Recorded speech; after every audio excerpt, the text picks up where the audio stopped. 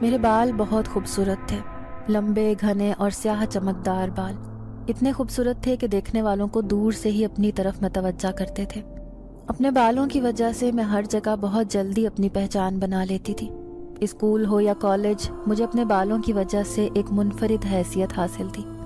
میں اپنے بالوں کو لے کر بہت حساس تھی اور ضرورت سے زیادہ ان کی کیئر کرتی تھی، لیکن مجھے نہیں پتا تھا کہ ایک دن ان بالوں کی وجہ سے میں ایک ایسی اذیت میں مبتلا ہو جاؤں گی جو ساری زندگی بھلائے نہیں بھولے گی۔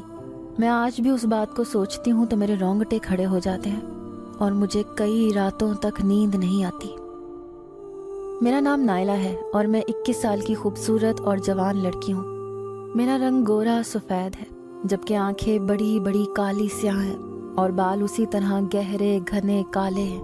میری شخصیت میں میرے بال ایک اہم کردار ادا کرتے ہیں۔ سب ملنے ملانے والے رشتہ دار اور میری سہیلیاں، ہر کوئی میرے بالوں کی وجہ سے مجھ پر رشک کرتا ہے اور بہانے بہانے سے سب یہ پوچھنے کی کوشش کرتے ہیں کہ آخر میں اپنے بالوں کا خیال کس طرح رکھتی ہوں اور کس وجہ سے میرے بال اتنے گھنے اور لمبے ہیں۔ لیکن سچ بتاؤں تو میں پہلے ان بالوں کا بالکل خیال نہیں رکھتی تھی، نہ ہی میں نے کبھی دھیان دیا تھا۔ میرے بال قدرتی طور پر ہی اتنے اچھے تھے، لیکن پھر میری اماں نے میرے بالوں کا خیال رکھنا شروع کیا۔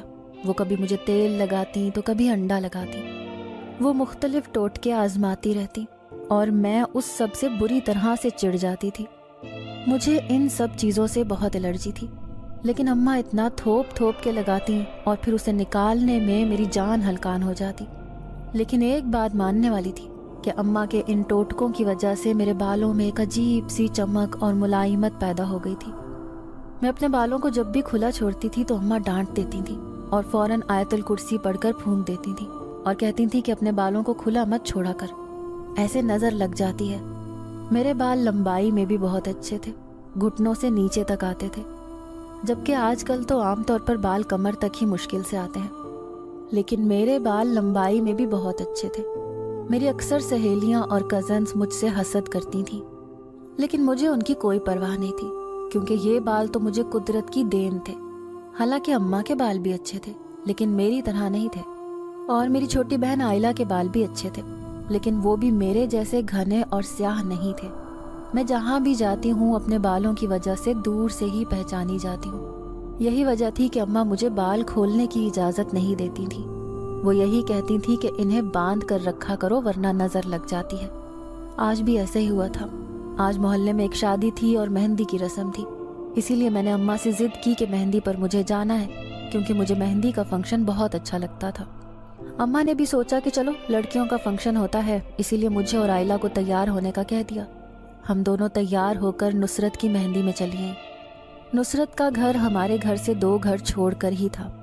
میں نے اماں کے سامنے گھر میں تو بالوں کو کیچر لگا لیا تھا، لیکن یہاں پر آتے ہی میں نے کیچر اتار کر بیگ میں رکھ لیا تھا اور بال کھلے چھوڑ دیے تھے۔